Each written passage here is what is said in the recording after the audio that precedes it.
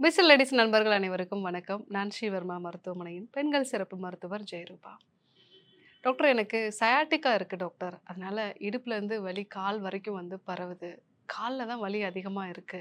So இதுக்கு நெறைய நான் ட்ரீட்மெண்ட் எடுத்துட்டேன். ஆனாலும் எனக்கு சரியாகல. ஸோ இந்த மாதிரி நெறைய பேர் வந்து இந்த சயாட்டிக்கா பெயினோட வந்து வராங்க. பட் இந்த சயாட்டிக்கா அப்படிங்கிறது ஒரு அறிகுறி தான். அது வந்து ஒரு நோய் கிடையாது. நம்ம இடுப்புலேருந்து கால் வரைக்கும் போகக்கூடிய சயாட்டிக் நரம்பு. இந்த நரம்புல ஏதாவது ஒரு இரிட்டேஷனோ, இல்ல வந்து இன்ஃப்ளமேஷனோ வந்து உண்டாச்சு அப்படின்னா, அதுதான் சயாட்டிக்கா அப்படின்னு நம்ம சொல்லுவோம். இடுப்புலேருந்து கால் வரைக்கும் வரக்கூடிய எல்லா வலியும் சயாட்டிக்கா வலி கிடையாது. ஸோ இதில ஒரு 5 விதமான வலிகள் வந்து இருக்கு. அத நம்ம தெரிஞ்சுக்கிட்டோம்னா தான், அதற்கேற்ற மாதிரியான சிகிச்சை முறைகள நம்ம ஃபாலோ பண்ண முடியும். ஏன்னா, ஒரு வலிக்கு நம்ம செய்யக்கூடிய சிகிச்சை முறை, இன்னொரு வலிய ஒருவேளை நம்ம கரெக்ட்டா அத வந்து டயக்னோஸ் பண்ணலன்னா, அது இன்னொரு விதமான ஒரு வலிய அதிகப்படுத்தும். அதனால தான் நெறைய டாக்டர்ஸ் பார்த்தேன். இல்ல நெறைய மெடிசின்ஸ் எடுத்துட்டேன். ஈவன் நான் வந்து பிசியோதெரபி கூட பண்ணேன். ஆனாலும் எனக்கு சரியாகல அப்டின்னா, நம்ம கரெக்ட்டா அத டயக்னோஸ் பண்ணல அப்டிங்கிறது தான் அர்த்தம். இந்த சயாட்டிக்கானா என்ன? இந்த வலி எப்படி இருக்கும்? இதே மாதிரி இருக்கக்கூடிய மற்ற வலிகள்லாம் என்ன? இத சரி செய்யறதுக்கு என்ன மருந்துகள நம்ம எடுத்துக்கணும்? அத பத்தி தான் நம்ம இன்னைக்கு பார்க்க போறோம். நம்மளுடைய இடுப்பு பகுதியில L3, L4, L5, S1 இந்த இடங்கள்லேருந்து வரக்கூடிய மிகப்பெரிய ஒரு நரம்பு தான் சயாட்டிக்கா நரம்புங்கிறது. ஸோ இது நம்ம இடுப்பு பகுதியில தொடங்கி, நம்ம தொடைப்பகுதி, முழங்கால், கெண்டைக்கால், கால் பெருவிரல் வரைக்கும் வரக்கூடியது தான் இந்த சயாட்டிக் நரம்பு. ஸோ இந்த நரம்புல ஏதாவது ஒரு இரிட்டேஷன் இருக்கு. ரொம்ப காமனா எப்படி வரும் அப்டின்னா, இடுப்புல ஜவ்வு விலகல் இருந்தது. நான் சொன்ன இந்த L3, L4, L5, S1 இந்த இடங்கள்ல வந்து ஏதாவது பாதிப்பு இருந்தது அப்டின்னா, அந்த டிஸ்க்கு வெளியில வந்து அது பக்கத்துல இருக்கக்கூடிய நரம்புகள வந்து அழுத்தும். ஸோ அந்த மாரி அழுத்தும் பொழுது இந்த வலி ஆரம்பிக்கும். பேக் பெயின விட கால்ல தான் அதிகமான அளவுக்கு வலி இருக்கும். இது கூட கால் மரத்து போகுறது, கால்ல சின்ன சின்ன ஊசி குத்தக்கூடிய ஒரு உணர்வு, கால அசைச்சுக்கிட்டே இருக்கணுங்கிற இந்த ரெஸ்ட்லெஸ் லெக் சிண்ட்ரோம் அப்படின்னு நம்ம சொல்லுவோம். இந்த மாதிரியான அறிகுறிகளும் சேர்ந்தே இருக்கும். 85% இது டிஸ்க் ப்ராப்ளம்னால தான் வருது. பட் சில பேருக்கு வேறு சில காரணங்களாலயும் இந்த சயாட்டிக் நரம்பு வந்து பாதிக்கப்படலாம்.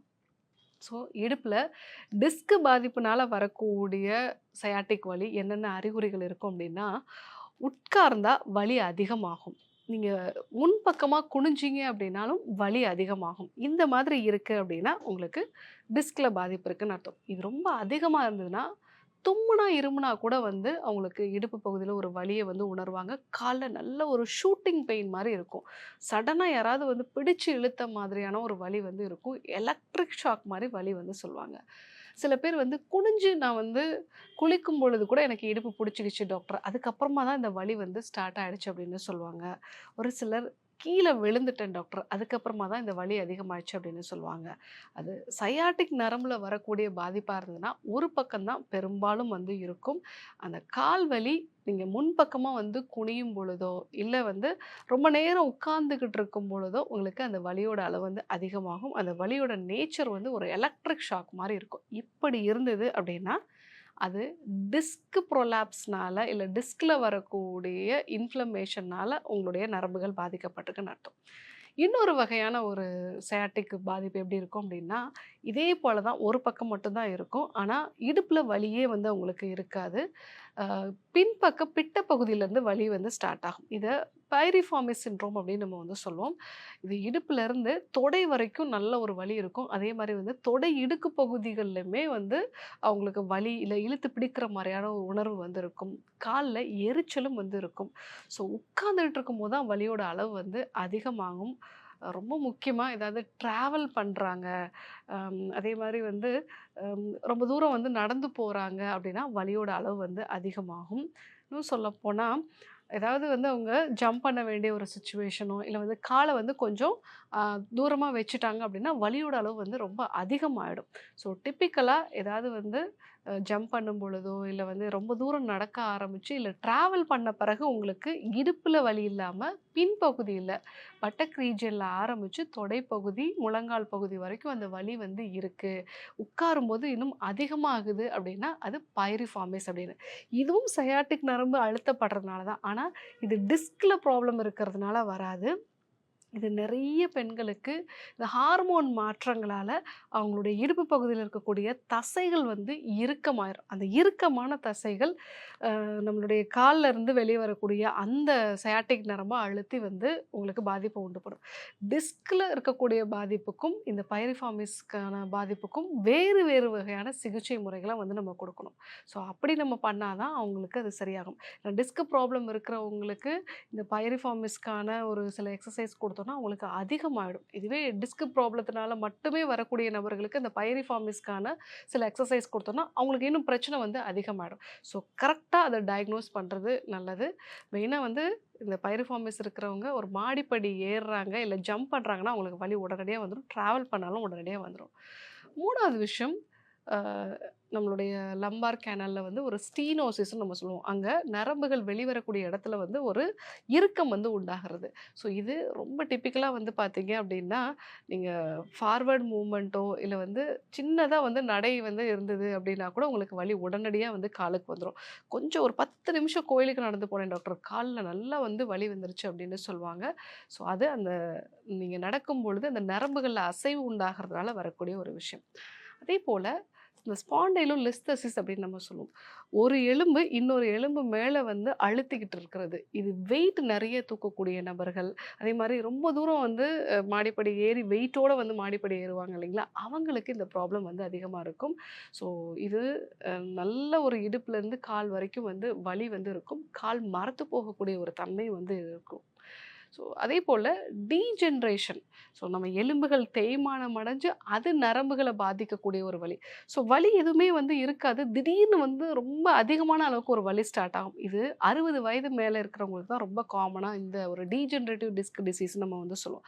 இந்த விஷயத்த நம்ம வந்து பார்க்க முடியும். இது ஒவ்வொன்னுக்குமே வேறு வேறு விதமான சிகிச்சை முறை. எல்லாமே இடுப்புலேருந்து கால் வரைக்கும் வலி இருந்தாலும், டிஸ்க்ல ப்ராப்ளம் இருக்கிறவங்களுக்கு ஒரு சில வகையான உடற்பயிற்சிய வந்து நம்ம குடுக்கணும். அதே மாரி பைரிஃபார்மிஸ்க்கு வேற விதமான பயிற்சி. லம்பார் கேனல் ஸ்டீனோசிஸ் இருக்கு அப்டின்னா, அவங்களுக்கு வேறு விதமான சிகிச்சை முறைகள் குடுக்கணும். ஸ்பாண்டைலோலிஸ்தெசிஸ் அப்படிங்கிறது வர்ம சிகிச்சைகள் வந்து நம்ம குடுத்து, அந்த அலைன்மென்ட்ட வந்து கரெக்ட் பண்ணணும்.